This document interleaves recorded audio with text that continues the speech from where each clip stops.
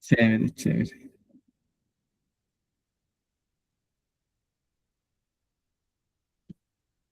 Hola, ¿qué tal? Muy buen día, buena tarde, buena noche a todas, a todos, a todes. Mi nombre es Omar Romero y el día de hoy tengo el gusto de dialogar con Eduardo Alberto León. Eduardo, buena tarde, ¿cómo estás? Hola, ¿qué tal? Mucho gusto. Muchas gracias por la invitación. Gracias a ti por este espacio, por la apertura, por el diálogo. Dicho sea de paso, Eduardo es de Ecuador y es investigador en los temas de filosofía, neuroeducación. Hablamos justo ahora de la neuromanía, ya llegó a Ecuador, Sí, viene de allá, ninguna de las anteriores, todas las anteriores. Esta neuromanía de lo vivo a lo neuro es muy interesante, la nueva metafísica del siglo XXI, así me es. atrevería a llamarlo de esta manera. Y justamente vamos a hablar de tres temas, Eduardo y yo, desde la Ujú, formación filosófica, prácticamente este diálogo interdisciplinario y desde luego internacional, de cómo es que se enseña la filosofía y para qué nos sirve. Serían tres argumentos precisamente. claro. Número uno, de cómo se nos ha enseñado la pedagogía de la filosofía, que se enseña por temas, que se enseña por métodos, que se enseña por autores, si todas Ujú, juntas. Esta es la primera. La segunda, derivada de la anterior, ¿qué tipo de habilidades podemos extraer de ese tipo de enseñanza? Esa, no sé, inferencia, lógica, este tipo de cuestiones que se debaten desde precisamente el ámbito de la pedagogía, el ámbito de las ciencias neuro, ahora lo hablábamos justo tal claro. cual, y los paradigmas actuales, que es justo lo bio a lo neuro, que es prácticamente este nuevo enfoque, que ahora es neuro todo, también lo debatíamos antes de Ujú. entrar a la grabación, así que bueno, sería esa la línea argumentativa, Eduardo, muchísimas gracias por el espacio y aquí estamos, gracias. No, muchísimas gracias a ti por la invitación, ¿no? Y bueno, creo que son temas fundamentales, ¿no? Para mí es interesante, ¿no? El enfoque, o sea, no voy a comparar el enfoque filosófico que tiene Ecuador con México, ¿no? Aquí estamos en pañales, porque de hecho la enseñanza de la filosofía aquí en las universidades públicas prácticamente es nula, ¿no? Me refiero que hace algunos años la única enseñanza filosófica que existía en el país era enseñanza privada, ¿no? Y más enfocada a ser sacerdotes, ¿no? O sea, era enfocado en facultades de filosofía y teología, pero con su perspectiva para ser sacerdotes, ¿no? Entonces, yo he estado en algunos lugares, o sea, bueno, también en México, en Colombia, en Chile, ¿no? Y incluso en mismo Perú, ¿no? Y se mira que, pues, en Argentina, no se diga, ¿no? Hay un enfoque mucho más filosófico por allá en la enseñanza de la filosofía, ¿no? Aquí, yo hablo desde la realidad de aquí de Ecuador, aquí es como algo nuevo, porque recién, a ver, te soy sincero, yo también trabajo en la Universidad Central del Ecuador, que es la universidad pública más grande que existe en el país, y recién hace el semestre anterior se abrió la carrera de filosofía aquí, o sea, en una universidad pública. Entonces, te digo que aquí la filosofía es como, era visto como algo raro, o sea, el único que estudiaba filosofía era alguien que tuvo la oportunidad de salir del país o alguien que se estaba formando para ser sacerdote y se salió y se quedó en la filosofía en eso. Entonces, como puedo decirte, la enseñanza con otros países de Latinoamérica es, aquí es nada, estamos en pañales, recién enfocándose en una filosofía desde lo público, porque no había, solo estaba en lo privado. Entonces, eh, partiendo desde ese punto, yo creo que es interesantísimo plantear aquí que estamos naciendo con un proyecto de filosofía desde una universidad pública, porque no hay, o sea, si tú averiguas, eso no hay. Hay la Universidad Católica, pero ahí son solo para ser curas, y la pública, que es la única que tiene filosofía. O sea, son dos universidades para 18 millones de personas en todo el país y las dos están en Quito. Así que si alguien vive en otra ciudad, en otra provincia, en otra ciudad, no podría estudiar filosofía como tal. Entonces, yo sí veo un problema aquí en Ecuador, ¿no? Partiendo de Ecuador, ¿no? En lo que es la enseñanza de la filosofía y todo lo que tiene que ver con el ámbito filosófico, porque al ser algo que no se aplicaba y no se enseñaba, entonces sí se dificulta mucho una enseñanza y una práctica, ¿no? Enfocándose pues en nuestros aspectos de Latinoamérica, ¿no? Como es México, o Argentina, que nos lleva muchos años allá en lo que es filosofía Latinoamérica y que tienen un enfoque mucho más grande, ¿no? Desde la enseñanza, ¿no? Bueno, nosotros lo que hacemos aquí es justamente seguir eso de una historiografía de la filosofía, es decir, hablar de épocas, periodos, no autores y eso, ¿no? Aunque yo soy mucho más de un enfoque deleuziano, es decir, tomar el rizoma como método de aprendizaje, ¿no? Lo que propone Deleuze es que se haga rizoma y no raíz, es decir, yo puedo entrar a la filosofía desde otros aspectos, no solo simplemente seguir una lógica que puede estar bien, ¿no? Desde presocráticos, medievales, modernos, ¿no? Lo que se tiene en las universidades como tal, hasta el siglo XX, un poco al XX, un poquito hasta Foucault, algunas veces se llega y ahí se queda. Pero lo que me interesa a mí y lo que me gusta del enfoque rizomático que toma Deleuze es que se puede entrar a la filosofía desde otros aspectos, incluso desde otras disciplinas, ¿no? Voy a poner un ejemplo. Se puede entrar haciendo o siguiendo a Deleuze, pues desde Spinoza, es decir, ¿no? Empiezo Spinoza, no tengo conocimientos de mucho de filosofía, pero esas rizomas que me llevan a conectarme, ¿no? Porque de una de otra manera Spinoza está haciendo una crítica a Descartes, entonces ya me conecta con Descartes y Descartes a su vez a otro. Entonces, ese sería un método filosófico que me parece que es muy interesante y que me puede llevar a enfocarme en otros aspectos, no solo seguir una lógica que diría Deleuze, una lógica arbórea, que es principio y fin como tal, ¿no?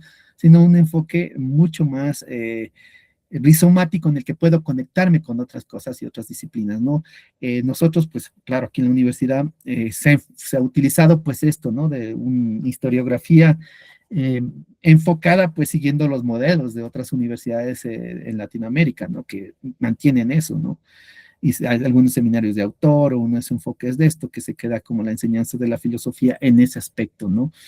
Que pues no sé, para mí es muy básico, muy relativo, porque una cosa es la historiografía y otra cosa es que yo aprenda a razonar o a pensar con esos conceptos o a repetir cosas, ¿no? Porque para mí la filosofía es infiel, y cuando digo que es infiel, quiere decir que no es repetir lo que dicen los otros, ¿no? Porque ser fiel a Platón es copiar al pie de la letra lo que diría Platón en los diálogos, ¿no? Eso es ser fiel. Entonces yo pienso y yo propongo que la filosofía tiene que ser infiel, porque de otra manera simplemente lo que hago es repetir o copiar al pie de la letra lo que diría tal autor. Entonces, partiendo de ahí, ¿no?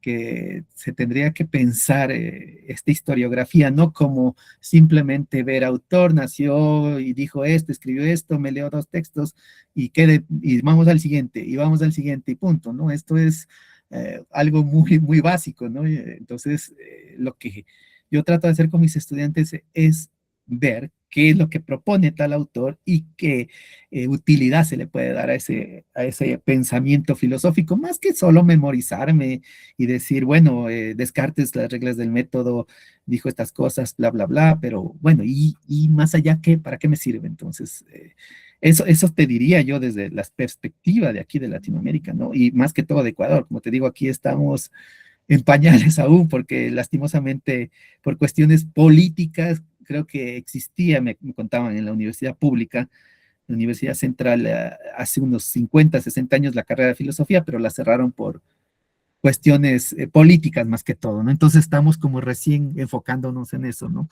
Y eso se mira, ¿no? Se mira, porque mira, nuestros vecinos, Colombia y Perú, nos llevan muchos años en lo que es filosofía y otras disciplinas humanísticas y sociales, ¿no? Por ejemplo, Colombia tiene premio Nobel de literatura y Perú también, y nosotros en medio de esto es como que no tenemos, estamos en un abismo, porque justamente se refleja en la parte de la deficiencia de las enseñanzas de las humanidades que tenemos aquí en nuestro país, ¿no? Que ahora se está enfocando nuevamente a eso, ¿no?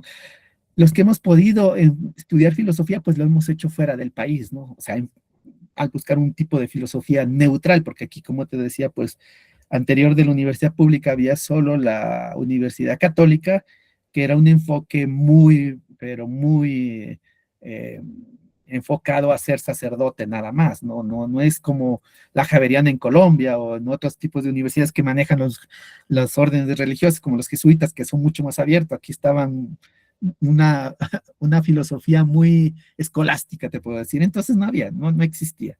Eso te diría yo desde aquí, desde la perspectiva ecuatoriana y de lo que he podido conocer a nivel latinoamericano, no sé. Esta premisa precisamente, Eduardo, me llama mucho la atención porque es más o menos similar encontrar las 5 diferencias de Latinoamérica en los países, por ejemplo, hacer un estudio quanti y quali en Mm, torno a la pedagogía, porque de una manera u otra sí determina la forma de estar en el mundo, es decir, las formas de crear categoría. De por sí ya es algo bien difuso esta sí. general de la filosofía latinoamericana. Si hay filosofía latinoamericana, si no Mm, existe una cosa tal como filosofía latinoamericana, porque en última instancia es una copia de categorías eurocéntricas. No ya, se habla de filósofos de Asia, ni de filósofos de Oceanía, mucho menos de África. Se habla puro alemán y griego, algún que otro griego. francés, Es, uno que otro inglés, y párale de contar, ¿no? Los más nacionalistas, ¿no? Que la filosofía española, que la filosofía no sé qué, y sí. ahí queda. Como dices, el sesgo histórico, también yo lo debatí con otros colegas, termina en el siglo XX, la segunda mitad del Ajá. siglo XX, primera mitad del siglo XX. Las grandes historiografías de los, al menos como se enseña, justo tal cual como lo dijiste hace rato, acá se enseña de una manera similar. Yo soy de la Universidad de Guadalajara, egresado, y prácticamente allí así se nos enseñaba. Afortunadamente son los primeros cursos y después da este, digamos, como desprender metodológico que ahora señalas, la Ujú, apuesta por el fomento de habilidades o el desarrollo de habilidades que no solamente son para filósofos. Ok, está claro. bien, citando a Gilles Deleuze, por ejemplo, ¿no? Como decía hace rato, está bien, no estás obligado a lo imposible, nadie está obligado a lo imposible, así que prácticamente se trata de aprender habilidades, como hablar, como caminar, como tocar guitarra, como nadar, etcétera. Es lo mismo aprender a pensar con ciertas Claro. técnicas. Esta noción a mí me gusta mucho, viene de la hermenéutica docens y utens, Ujú, como doctrina y como utensilio. Esta ruptura que va de lo teórico a lo pragmático, el aprender a hacer, y puedes ejecutar cualquier ujú, ejercicio en cualquier ciencia, que eso es lo que me parece bonito todavía de la filosofía. No el discurso este todo hegemónico o pseudohegemónico que habla de ujú. la madre de todas las ciencias con o sin utilidad. Yo me atrevería ahí a añadir Así un es. guión largo en este aspecto, juzgue usted mismo. Y Así es. literalmente la otra de que solo se trata de repetir memorización, como lo decías, mecánica, fechas, nombres y en varias páginas, que es lo que Ujú, prácticamente este vericueto al comercial, seminario de Nietzsche que ahora estoy mm, dirigiendo con otros colegas, es prácticamente esta apuesta claro. por ver cómo se enseñan los autores. En este caso, Gödel Nietzsche, por ejemplo, es un tipo que tenía su encanto al siglo Ujú, XIX, prácticamente ya hace un rato, no es nuestra época actual, para poder buscar fundamento no kantiano y no cristiano a discursos de derechos humanos, de bioética y de métodos alternos de solución de controversias, que son tres tendencias discursivas que de una manera u otra están en la América Latina hoy, lo hablábamos claro. hace rato, ¿no? El tema de lo neuro, el paso Así de es. lo bio a lo neuro, esto que es filosofía, que viene Ujú, ciencias cognitivas, teoría computacional de la mente, viene medicina, está muy fuerte la transdisciplinaridad de esto porque son bastante difíciles, por eso es que la segunda como guía, ¿no? Como línea argumental es aprender a pensar, ¿no? El aprender a ser ujú. famoso desde el punto de vista de la filosofía, desde tu enfoque, desde tu propia experiencia, desde tu propia expertise, Eduardo, qué técnicas, qué métodos, qué autores podrían ayudarnos a pensar el presente, este siglo XXI, abigarrado en América Latina, ¿no? Ecuador, Claro. México y otros países, se vuelve interesante desde un punto de vista teórico y sobre todo pragmático, sería lo más Ujú. fascinante. Claro, bueno, y para mí es muy interesante la pregunta, lo que dices, ¿qué autores nos pueden ayudar a pensar nuestra realidad? Si puedo ampliar la pregunta un poco más, nuestra realidad latinoamericana. Yo creo que eso es, bueno, siguiendo a Deleuze, porque yo me considero muy deleuziano en algunos aspectos, ¿no? Y bueno, Deleuze dice que cada autor es como un par de gafas, ¿no? Que me sirven para ver el mundo. Entonces, y si no puedo ver bien el mundo con tal autor, es mejor quitármelos y ponerme otro autor para ver el bien el mundo. Entonces yo creo que hay diferentes enfoques aquí, ¿no? Porque, o sea, nuestra sociedad latinoamericana todavía está arraigada mucho a la cuestión religiosa, ¿no? Porque si tú vas, pues, o sea, hay peregrinaciones, fiestas y tanta cosa del enfoque religioso, ¿no? Entonces yo creo que incluso el mismo San Agustín tendría coherencia o sentido hablar aquí en Latinoamérica, ¿no? Desde unas perspectivas tanto religiosas como tanto sociales, ¿no? Ya que nuestra cultura latinoamericana es muy arraigada a cuestiones religiosas, a cuestiones propias de nuestra región que hacen diferente hacer. Entonces, yo creo que para los temas actuales, pues, está muy pegado, ¿no? Mark Fisher, que por ejemplo podríamos decir, ¿no? Mark Fisher en el análisis sobre el capitalismo, ¿no? Que me parece interesante que su enfoque en el que dice que no hay alternativa, ¿no? Podemos hacer una lectura de cómo las bases capitalistas podemos entrar aquí, podemos entenderlas aquí en Latinoamérica. También sería en algún aspecto Byung-Chul Han, ¿no? Byung-Chul Han, aunque no se le considera, bueno, yo no lo considero tanto un filósofo en el punto estricto de la palabra, más que todo lo considero un crítico social, ¿no? Que hace una lectura de la sociedad que estamos viéndolo acá, qué sucede, y justo la cuestión de lo neuro que decíamos al principio, que lo enfoca muy bien, ¿no?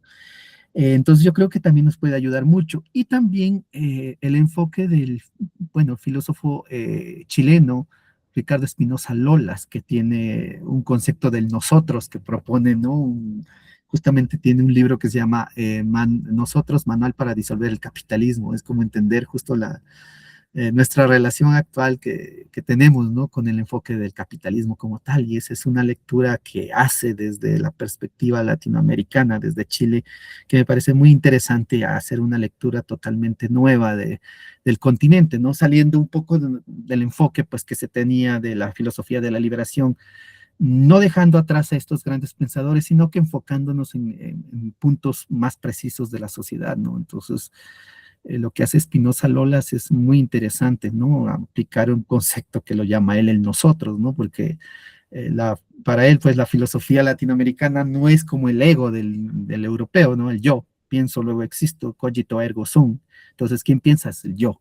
Entonces, no parte del yo, del individualismo, sino se parte del nosotros, ¿no? Como comunidad, que es muy propio de Latinoamérica. Entonces, yo creo que estos pensadores nos pueden ayudar mucho a hacer una lectura actual de la sociedad, ¿no? Recordemos que nuestra sociedad latinoamericana está muy conectada, ¿no? No es como antes, pues que no había redes sociales, entonces llegaba algo, alguna moda, se tardaba, qué sé yo, 5 meses, 6 meses, o algunas cosas solo se miraban en Europa y en América casi no llegaban, o en Norteamérica. Y ahora con el auge de las redes sociales, pues podemos ver lo que sucede allá, las modas que se tiene en Europa, en Estados Unidos, en otros países instantáneamente, ¿no? Entonces esa es una gran diferencia con nuestra sociedad hace 20 o 25 años, que se podía ver una sociedad latinoamericana mucho más diferenciada de otros tipos, ¿no?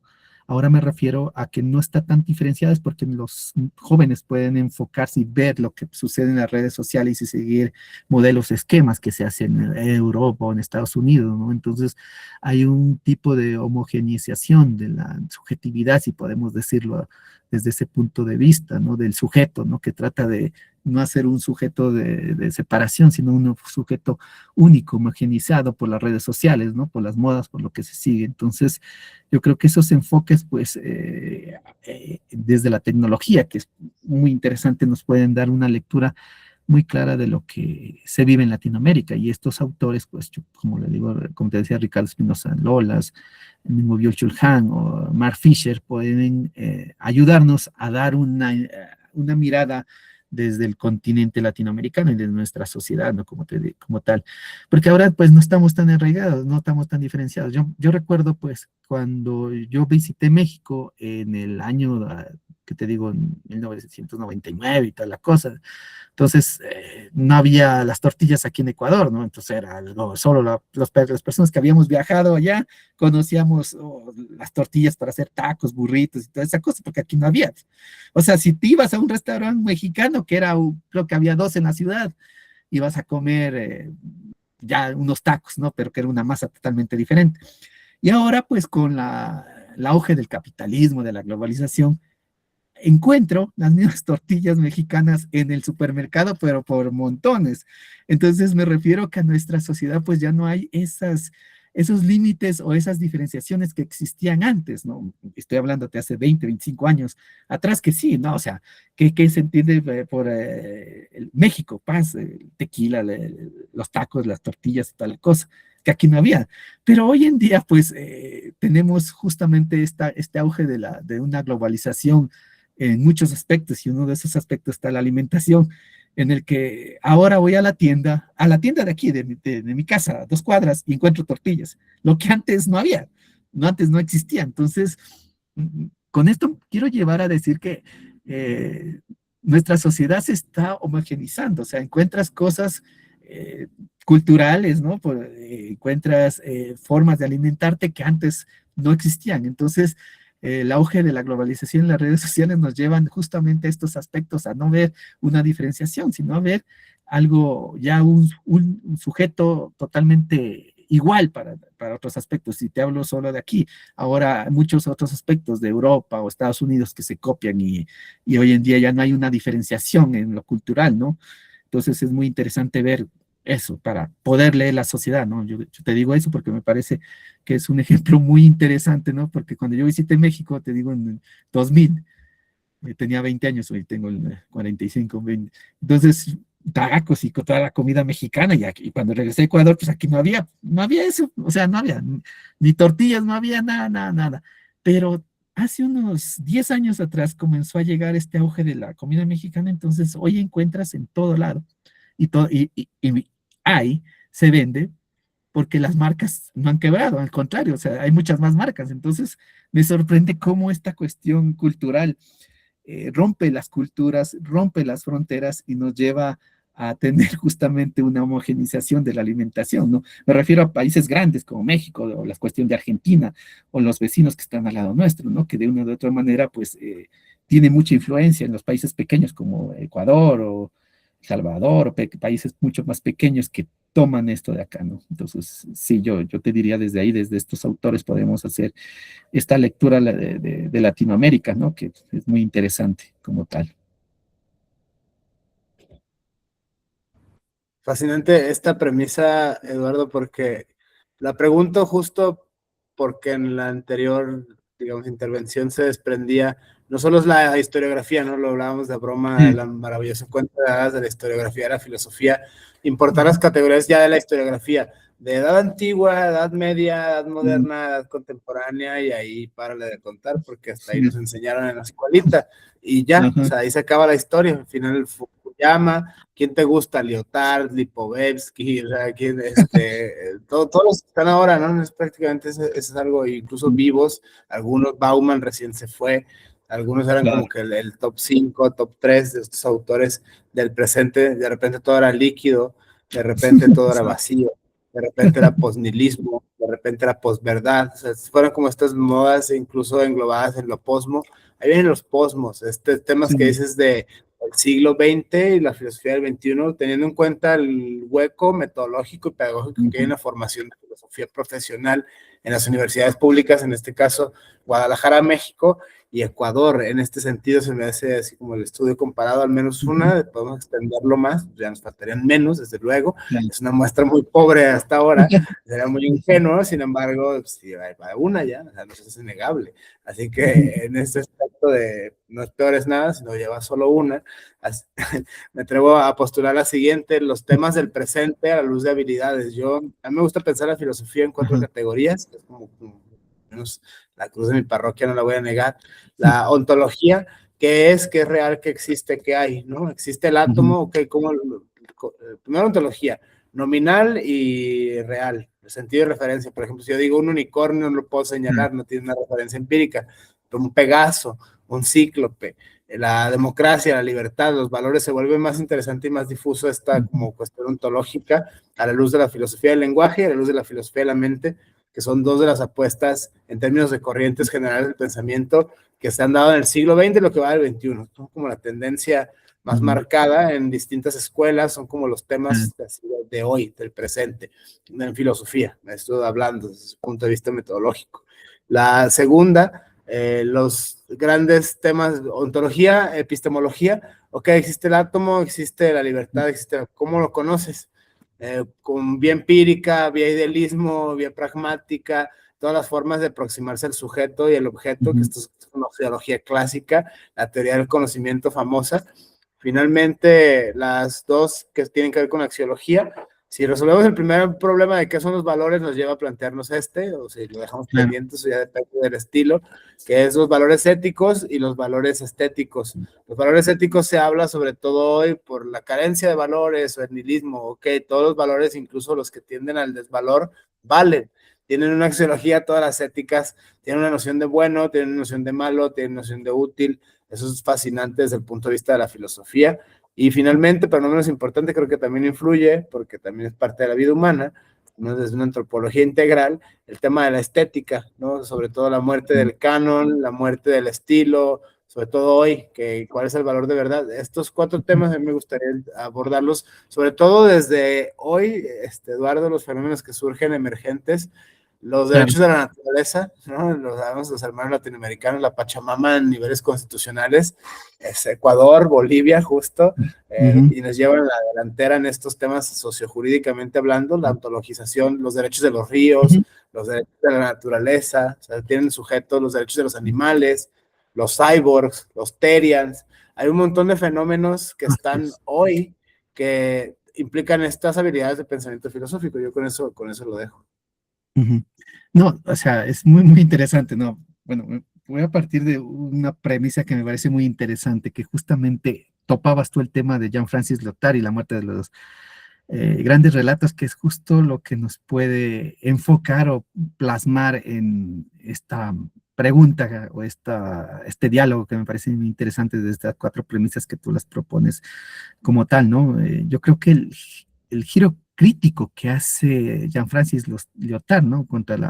Justamente con la muerte de los grandes relatos o los metarrelatos, ¿no? Que son como él los propone desde el progreso, la razón o la emancipación universal, ¿no? Que habían legitimado el conocimiento moderno, ¿no? Justamente estos relatos, desde la lectura de Jean-Francis Lyotard, pues entran en crisis, ¿no? O sea, estos relatos no tienen sentido como tal. Entonces, es justamente la crítica a estos grandes relatos como el cristianismo, ¿no? La razón, estos relatos que nos proponía pues la modernidad como tal, ¿no? Entonces, nuestra época pues justamente tiene esa crisis como tal, ¿no? Esa crisis como tal. Es algo parecido a lo que planteó pues Thomas Kuhn, ¿no? Sobre el conocimiento científico, que no avanza de forma lineal, sino a través de cambios de paradigmas, ¿no? Según Kuhn, pues el progreso científico ocurre mediante revoluciones científicas que transforman los marcos conceptuales condominantes, ¿no? Entonces esta perspectiva pues nos ayuda a entender que justamente estos grandes relatos pues tienen su revolución de otra manera, ¿no? Y a su vez, pues estos relatos o revoluciones científicas o el conocimiento como tal, pues siguiendo un poco a Michel Foucault, pues se relaciona con las estructuras de poder, ¿no? El conocimiento no es neutral, sino que está vinculado a los dispositivos sociales como tal, ¿no? Entonces, a partir de esto, pues podríamos decir que hay un surgimiento, ¿no? Si la podemos llamarlo desde una epistemología, va a partir de la epistemología que no es totalmente metodológico, ¿no? Para llegar a una ontología como tal, pero me parece que es muy interesante ver desde la perspectiva epistemológica para luego partir a la ontología, haciendo todo al revés, ¿no? Haciendo justo muy deleuziano como tal. Pero bueno, me parece que estas muertes de los grandes relatos, pues surgen, nos ayudan a entender o a ver cómo surgen unas epistemologías, ¿no? Entonces, en este contexto, pues tenemos a Buenaventura de Sousa, que propone el concepto de la epistemología del sur, ¿no? En el cual busca reconocer los saberes producidos por las comunidades históricas, ¿no? O sea, marginadas por el conocimiento occidental como tal.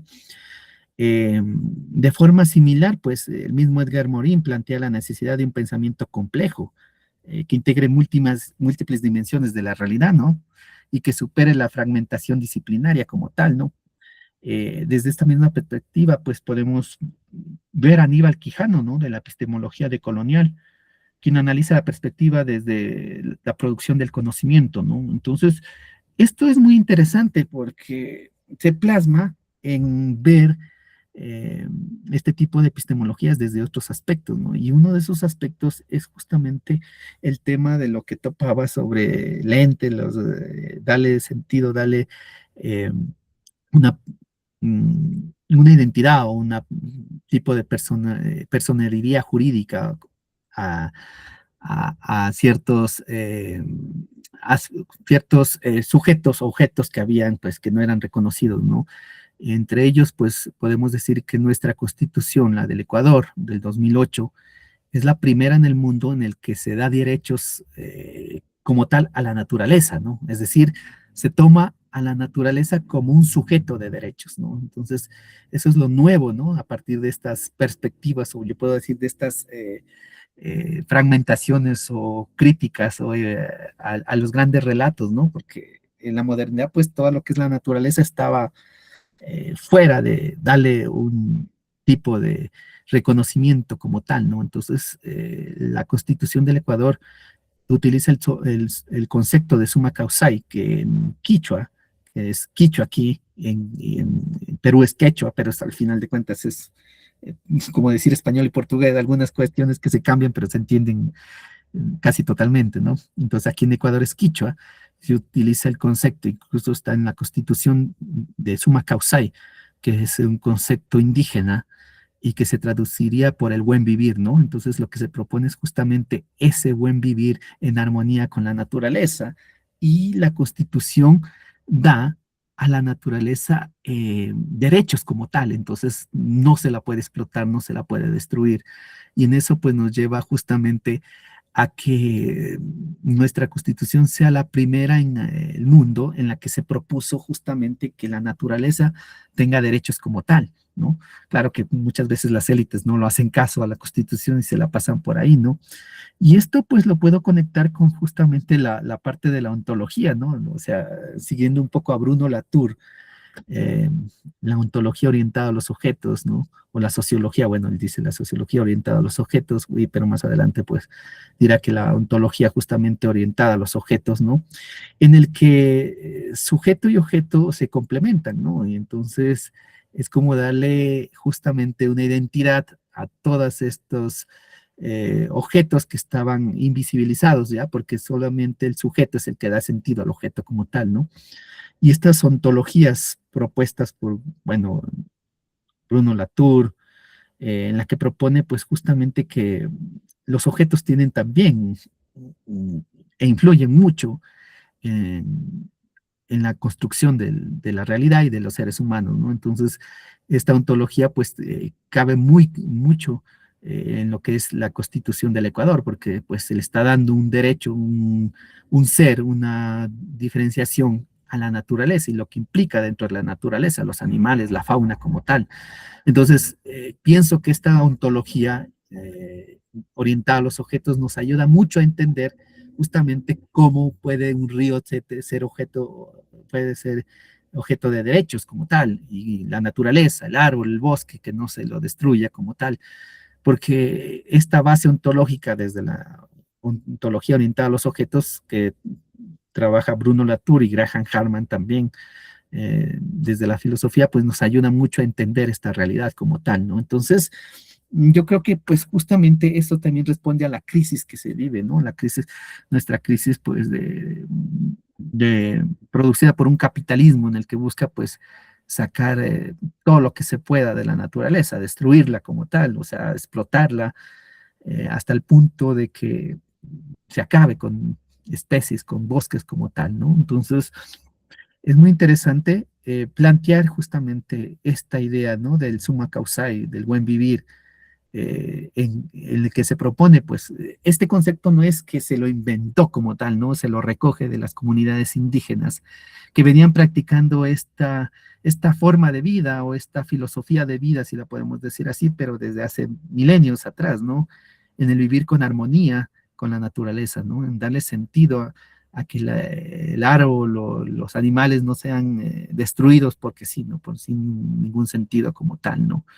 Esta filosofía de vida, pues, propone justamente, ¿no? No solo ser individualista, sino caminar en conjunto, ¿no? Caminar en comunidad como tal, ¿no? Entonces, me parece que esa ontología o esa perspectiva ontológica es muy rica al momento de entender eh, la realidad que hoy vivimos, ¿no? De nuestra crisis de la naturaleza, de que en todos los países se busca explotar, se busca acabar con las especies como tal. Porque si yo no le doy sentido, bueno, a la realidad, o sea, simplemente es un objeto como tal, pues no importa, ¿no? No importa. Pero si yo le doy un sentido más emergente, pues sí tiene otra perspectiva de cuidar la naturaleza y ver la realidad, ¿no? Entonces, me parece que eso es justamente lo que hoy en día se vive aquí en Latinoamérica, ¿no? Desde nuestra eh, realidad como tal, ¿no? Creo que esos aspectos me parecen interesantes, ¿no? Y creo que muchas veces se han olvidado o ya no eh, se la respeta, ¿no? Nuestra constitución, a pesar de tener esa idea, ¿no? Del buen vivir o el summa causa en el que se da la naturaleza, objeto de derechos, eh, las élites, pues lastimosamente no lo toman en serio y se lo pasan por encima como tal, ¿no? Pero bueno, se quedó por lo menos en palabras como tal, más en ideas, pero es un paso pequeño, pero importante que se ha dado, ¿no? A reconocer esto como tal. Esta premisa me gusta exponerla entre juristas, ahora contigo como colega, como filósofo en la región, fascinante esta perspectiva. Los estudios comparados, materia obligada en las complejas realidades del siglo XXI, no hace falta ser un genio para Claro, inferir que con lo que pasa en tu rancho, lo que pasa en tu país, lo que pasa en tu planeta, sí, es, ya estás terminado. Creo que es algo pues bastante ingenuo, sobre todo por la gran cantidad de herramientas y de complejidades de este siglo. Creo que el cruce de caminos entre varias disciplinas obliga precisamente a repensar los horizontes ontológicos y los horizontes así es. epistemológicos de distintas disciplinas por el mismo avance de la ciencia, esta progresión de la ciencia. Me parece muy fascinante cómo es que en la región se están pensando, pero tocaba el tema de la ética, de la ontología, de la estética y de la epistemología por los fenómenos emergentes que estamos viendo, Eduardo. Ahora lo decías, Ujú. justo pionero, ¿no? De Ecuador, tú lo sabrás mejor como ecuatoriano, esta disrupción ontológica en el cambio constitucional de tu país, que ha sido, Eso. lo dices, mención mundial, ¿no? Honorífica desde este punto de vista, para algunos deshonrosa, Ujú. para otros, ¿cómo Así que es, tiene más derechos la naturaleza así es. que la gente de mi colonia, ¿no? En este aspecto, la crítica sí sea fuerte. Tienen más derecho ahora los no humanos, por ejemplo, las personas no Ujú. humanas en su generalidad amplia, tal Así cual es. como animales o terians ahora, ¿no? Si acaban esta Ujú. precisamente categoría ontológica, justo es este debate ahora que está en el siglo XXI bastante fascinante. Y no solo ese, una gran cantidad de fenómenos, transhumanismo, por ejemplo, Así el es. Sí. antropoceno, ahora que hablabas de estos autores, la conciencia, la teoría computacional de la mente y su cruce con la inteligencia artificial, que es la base para hablar hoy de los neuroderechos, justo tal cual. Ujú. Que pues, si se pueden, no sé, considerar tus neurodatos como tu recuerdo, tu memoria, estas teorías que vienen de una manera u otra de la ciencia, a secas, de la epistemología, o sea, Ujú. vienen de la biología, vienen de la antropología, vienen de la medicina, y el cruce que tienen estas interpretaciones con la filosofía, incluso con el Ujú. derecho. Esta línea de investigación es fascinante. Claro. Lo bio, ¿sabes? Esto es lo bio, los años 70, después, no sé, Helsinki, o sea, estas declaraciones, por ejemplo, de Nuremberg, estos Ujú. eventos que marcaron de una manera u otra la humanidad del siglo XX y que han configurado la geopolítica actual Claro. del siglo XXI. Me parece interesante como filósofo saber cómo lo están pensando ustedes. Ahora que citabas este ejemplo, se me hizo, digo, bueno, usted solo es un ejemplo, la tesis sigue siendo la misma. El marco ontológico del siglo XXI para hacer frente a fenómenos emergentes, o sea, para aplicarlo a otras ciencias. Pienso, por ejemplo, en ciencias jurídicas o en ciencias sociales en general, que por lo regular terminan en un marco de referencia decimonónico o de la primera mitad, segunda, los más osados del siglo XX. Creo yo, ya no alcanzan esos marcos epistémicos para pensar el presente. Sería como una Así es. reformulación hacia una especie de epistemología latinoamericana de carácter regional, inspirado en los saberes de distintos países, en este caso Ujú. específico México y Ecuador, a la luz de la filosofía. Acá se vive un panorama más o menos igual, se enseña puro tomismo, compa, Sí. aquí es la iglesia, o sea, en ese aspecto es lo mismo. En algunas otras, el puro marxismo, que también es como el exceso de los sismos, Así incluso es. gente que le da por psicologizar, o incluso otra escuela que es pura filosofía wittgensteiniana o pura filosofía del lenguaje, precisamente como repudio a las dos anteriores, ni marxistas, porque pues qué naco, ni cristiano, pues porque qué sagrado, ¿no? En este aspecto, esa es más o menos la panorámica acá, y ahí se acaba la historia. O sea, con Así es. Wittgenstein y compañía, Russell, Carnap y toda Ahí esta gente, ahí acabó. termina la historia de la filosofía, que eso es margen a lo que va ahora como de 80 a 100 años, depende de cómo se lea, y estos huecos que hay justo, además del viejo debate, o sea, ya con esta cierro esta intervención, el viejo debate de si hay o no filosofía en Latinoamérica, es que si es una sola copia, que no puede ser jamás nunca ni Grecia, ni Alemania, ni Francia, ni Italia, ni nada. O sea, acá Ujú. tenemos esta realidad, justo la teología de la liberación vino a dar esa enseñanza, ¿no? Enrique Dussel, por ejemplo, Sí. citabas ahora a Boaventura, hay otros autores prácticamente que han hablado de lo mismo, han sido muy criticados desde luego todos estos, Ujú. pero sin duda es un intento pionerísimo en la Claro. región, pero me Sí, sí. parece fascinante desde tu punto de vista, Eduardo, estas premisas. Claro, no, no, no, o sea, me parece justamente el problema, esta es una problemática interesante, ¿no? Si existe o no existe una filosofía latinoamericana, ¿no? Yo creo que el primer intento, pues, que tuvo mucha acogida y que en verdad tenía sentido hablar de esto, pues es como tú mismo lo dijiste, pues la filosofía de la liberación, que también tiene, pues, su base de la teología de la liberación como tal, ¿no? Creo que ese fue el primer intento que se dio, pues, para que se pueda entender un pensamiento propio de aquí de nuestra América Latina como tal, ¿no? O sea, utilizando conceptos, obviamente, pues, de europeos, pero nos ayuda a pensar justamente esta realidad latinoamericana. Entonces, yo creo que este ejemplo fue muy claro y muy enriquecedor, ¿no? Porque esta no solo se quedó en la filosofía, ¿no? Si tú lo puedes ver, se enfoca pues también con Paulo Freire en la pedagogía, ¿no? Incluso en la parte estética del arte, ¿no? Pintores como Guayasamín, ¿no? Escritores, ¿no? Que también se enfocan en las realidades de escritores como el mismo Gabriel García Márquez, ¿no? Que se enfocan justamente en las realidades de Latinoamérica, ¿no? En esto de lo que la teología, la filosofía de la liberación proponía como tal, ¿no? Pero bueno, eso pues tenía mucho auge en los 70, ¿no? 70s, 80s, ¿no? Y a partir de los 90s, pues con Fukuyama, la muerte pues, el fin de la historia como tal, ¿no? Entonces ya no tiene cabida, pues ya se acabó la historia, ya no hay, cayó el muro de Berlín, cayó el bloque soviético comunista como tal, entonces ya no hace falta más hablar de nada, entonces punto. Entonces es como que perdió mucho auge, ¿no? La filosofía de la liberación con sus pros y sus contras, con sus excesos y no excesos como tal, que también pues se fueron al exceso algunos puntos, ¿no? Que desembocan en la guerrilla, en algún tipo de guerrillas en Colombia y en Centroamérica como tal, ¿no? Desembocan justamente estos movimientos pues de corte mucho más marxista, ¿no? Del enfoque de la filosofía de la liberación, pero yo creo que es el primer intento de concebir un pensamiento auténtico y propio de nuestra realidad latinoamericana desde el punto de vista filosófico, puedo decirlo, ¿no? Lastimosamente, pues, con Enrique Dussel, que falleció hace algunos años, 2 años creo que falleció atrás, es como que murió al último, ¿no? No hay más, pues, conoces a alguien de renombre que hable o estudie la filosofía de la liberación, ¿no? Yo creo que hoy en día, pues, se está enfocando mucho más en nuestros aspectos, ¿no?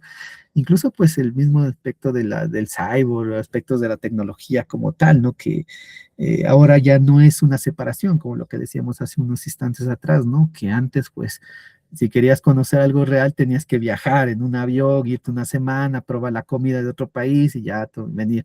Ahora no, pues puedo hacerlo virtualmente, conocerlo, encontrarme con personas de otros lugares, de otros países. La comida ya no es algo propio de cada región, sino que puedes encontrarlo. Entonces, ahora la tecnología, pues es justamente esta realidad, ¿no?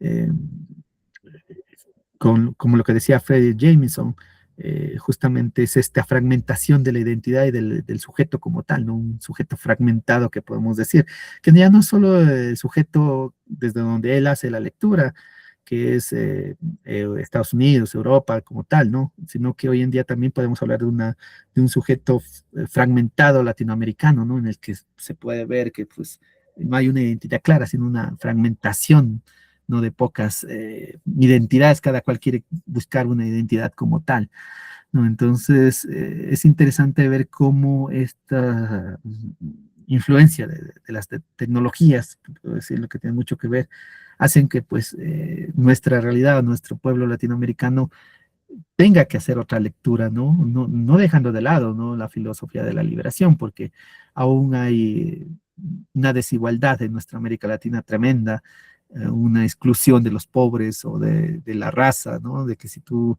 eres afro o tú eres indígena, en el mismo, aquí mismo en nuestros países, pues se puede ver esa discriminación todavía aún, ¿no? Entonces, creo que algunos aspectos sí tienen cabida aún de la filosofía de la liberación, pero claro, hay otros como la tecnología, ¿no? La fragmentación del sujeto, que es un tema muy interesante de hablarlo hoy en día y que nos ayuda a entender eso, ¿no? Entonces, yo creo que pues nuestra realidad latinoamericana tiene mucho que ver con lo que sucede ahora en el resto del planeta, ¿no? No estamos desconectados porque estamos muy conectados, ¿no? Entonces, si sale una moda en, qué sé yo, en México o en Estados Unidos, ya automáticamente la gente, los terians, pues justamente como lo topabas tú, ¿no? Antes no, pues, o sea, eran de lugares, se entendía ahí, si era muy fuerte, se expandía ya. Ahora esto de los terians por las redes sociales, pues automáticamente hablamos de eso desde Tijuana hasta la Patagonia, podemos hablarlo ahí en todo el continente latinoamericano, hablar de la misma cuestión de los terians las cuestiones interesantes, ¿no? Todo el mundo que está hablando de eso. Entonces, es justamente la realidad que ahora ya no tiene que esperar antes con la televisión, por ahí, por acá y esto, ¿no? Ahora con los medios de comunicación puedo llegar a entender algo totalmente al instante y esto influye mucho en la forma de cómo se construye el sujeto, ¿no? El sujeto latinoamericano, ¿no? ¿Cuál es el sujeto latinoamericano hoy en día? Pues justamente es otro sujeto totalmente diferente al que enfocaban pues Leopoldo Sea o los primeros filósofos latinoamericanos que intentaban buscar una realidad o buscar una identidad latinoamericana, ¿no? Nuestra identidad ahora está muy fragmentada, ¿no? Es decir, pues ciertas élites quieren ser como Europa, otros quieren ser como Estados Unidos y otro tipo de élite pues siguen a los países más grandes, en este caso Argentina o México, ¿no? Quieren enfocarse en esto de acá, ¿no? En lo que hacen los países más grandes del continente, ¿no? Países pequeños como Ecuador o otros de la región en las que justamente toman esto de acá, ¿no? Entonces, yo creo que ahora nuestra identidad como sujetos latinoamericanos está muy fragmentada por la idea de los medios de comunicación, lo que ahora se absorbe por las redes, ¿no? Y la cuestión de los afectos, que ahora como están, ¿no? Porque lastimosamente ahora la política no es una política de propuestas como la que se hacía, ¿no? De planes de gobierno, sino es una política de afectos, ¿no? Entonces, te hablo de las últimas campañas de aquí de Ecuador, ¿no? O sea, nadie leía las propuestas, pero sí seguían lo que hacía el candidato en TikTok, ¿no? O sea, si el candidato se ponía zapatos rojos, pues ya era una manera de que la gente se identifique con esto, más allá de sus propuestas, lo que quiera decir, ¿no? O si bailaba o hacía una cuestión. Entonces, es justamente perder eso, ¿no? Perder justamente este enfoque de la política y ponerla justamente simplemente a la cuestión de afectividad, de los afectos como tal, ¿no? Entonces, creo que eso es pues una realidad muy compleja de Latinoamérica hoy en día, ¿no? Por, la fragmentación del sujeto, como puedo decirlo, y desde los medios de comunicación que tienen mucho que ver, ¿no? Yo creo que sería esa mi lectura desde aquí, ¿no? Desde la filosofía, desde Ecuador, que justamente está naciendo aquí nuevamente la filosofía y eh, creo que es muy necesaria en toda Latinoamérica para poder entender nuestra realidad como sujetos latinoamericanos como tal, ¿no? Eso te podría decir yo. Tocas finalmente temas muy fascinantes desde este enfoque, la identidad del sujeto latinoamericano, esta construcción que es propio un temazo de la filosofía Ujú, contemporánea, teniendo por contemporánea que del siglo XX, la segunda mitad del siglo XX para acá, estos enfoques teóricos, estas escuelas, es muy difusa esta categoría de qué es lo contemporáneo. Por ejemplo, me acuerdo mucho de un texto de Giorgio Agamben, justo muy famosito, que de qué es lo contemporáneo. Este aspecto, esta noción que se ha colado como que la historia contemporánea es del siglo XIX para acá, el siglo XVIII para acá, el siglo XX para acá. Es una categoría súper difusa de cómo se ha enseñado, al menos, digamos, así como las olas del feminismo, así como las generaciones de derechos humanos, son categorías para explicar de manera pedagógica grandes periodos, ¿no? La gran duración, la longue durée, por ejemplo, de estas teorías de grandes periodos, cómo condensar. Y pasó así un miércoles en la mañana y luego fue el martes en la noche. Esto como noción bien lineal que se acostumbra, que de malo ni de raro tiene nada, pero me parece a mí fascinante esta como herramientas de pensamiento latinoamericano propias para describir la realidad latinoamericana. Es un punto de vista de la identidad del sujeto, que como que tocas este tema, es una cualidad ontológica propia, característica de distintos países, no solo la América Latina, es acá el caso de México, en el caso de otras realidades, especial admiración desde que salió, por ejemplo, la rompieron con todo con el tema de la ontología a nivel constitucional, ¿no? Fue un tema bastante polémico y muy interesante que ha marcado hitos fascinantes desde la ontología, y esa ontología afecta al mundo del derecho. ¿Para qué sirve la filosofía? Pues para pensar realidades emergentes en clave historiográfica, en clave sociológica y en clave biologicista, que son las apuestas que están ahora de lo bio a lo neuro, los neuroderechos prácticamente, y la inclusión en marcos constitucionales. Por ejemplo, acá se hablaba en México de la ley Terian hace unos días, ¿no? Llegó el Congreso de Nuevo León adscribiéndose como Terian, que prácticamente es el libre desarrollo de la personalidad, que ha costado su desarrollo jurisprudencial, al menos aquí en México. No se puede a priori descartar como si fuera un chiste. O sea, ese aspecto, si se toman los derechos en serio a lo Ronald Dworkin, esta premisa es bastante relevante, y la noción latinoamericana es esta, precisamente, qué herramientas ya con esta cierro, o sea, con una especie de una conclusión, puedo hacer la segunda parte. Esto es eterno, ¿no? Esto es lo bello del pensamiento. Justo el comercial, déjalo clavo, el tema de una relectura de Nietzsche para este tipo de fenómenos. Justo de ahí viene, todos los grandes pensadores del siglo XX han leído de una manera u otra, son los temas implícitos, digo yo, de manera un tanto nostálgica, que parece que ha llegado la filosofía del pasado mañana, de la cual estaba hablando este personaje en 1900.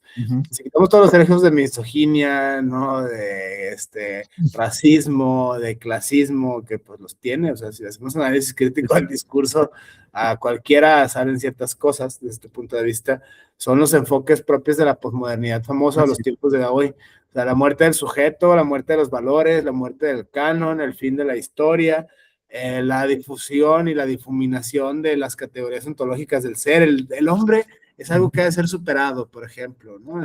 Te empieza a hablar de ontologías que no son solamente de derechos humanos para humanos, en el caso de los animales, en el caso de la naturaleza, lo sabrás mejor y lo acabas de decir de manera contundente, como ecuatoriano, en este aspecto lo vivieron a nivel constitucional. Me imagino el debate que ha de haber generado de manera social, debe ser fascinante verlo como no sé, en las redes sociales o en los periódicos de ese tiempo.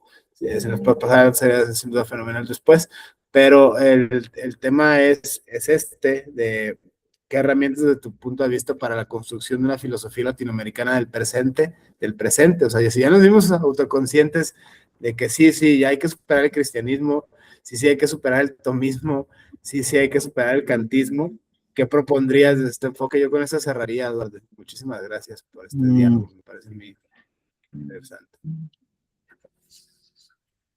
Yo creo que es una pregunta muy interesante y muy complicada a la vez, ¿no? Yo creo que hay la necesidad de una filosofía situada, podemos decirlo en primer lugar, ¿no? Creo que una de las herramientas sería eso, ¿no? Para la construcción de una filosofía latinoamericana que implica reflexionar críticamente sobre las condiciones históricas, culturales y sociales de la región, ¿no? Este planteamiento, pues, creo que parte de la idea de que la filosofía no surge en un vacío abstracto, sino dentro de contextos históricos específicos que influyen en los problemas, ¿no? Que se plantean en las respuestas que se elaboran, ¿no? O sea, en este sentido puedo seguir a Leopoldo Sea, ¿no? Que argumentaba que la filosofía latinoamericana debe partir de la reflexión sobre la propia realidad histórica, ¿no? Como tal. Entonces, yo creo que una de las herramientas como conceptuales que nos ayudan es pensar la filosofía desde dónde está uno, una filosofía situada, ¿no? También creo que habría que pensarse una reflexión histórica y una conciencia crítica, ¿no? O sea, una herramienta fundamental es el análisis histórico crítico de los procesos sociales, políticos y culturales de América Latina, ¿no? Lo histórico colonial, las estructuras de dependencia económica, las desigualdades sociales, creo que son elementos claves y centrales para comprender la realidad latinoamericana, ¿no? Y desde esta perspectiva, creo que Enrique Dussel planteaba muy bien que la filosofía latinoamericana debe situarse desde la perspectiva de los pueblos históricamente marginados por el sistema colonial y el eurocentrismo como tal, ¿no? Entonces, creo que esa sería una de las segundas herramientas como tal. Y creo que otra sería, pues, justamente la hermenéutica y la reinterpretación cultural, ¿no? Creo que la hermenéutica constituye una herramienta central para la construcción de una filosofía latinoamericana, ya que la hermenéutica permite interpretar textos, tradiciones culturales, prácticas sociales dentro de sus contextos históricos. Bueno, en este aspecto creo que me interesa mucho seguir lo que propone Gadamer, ¿no? Que la comprensión implica una interacción entre el intérprete y la tradición, ¿no?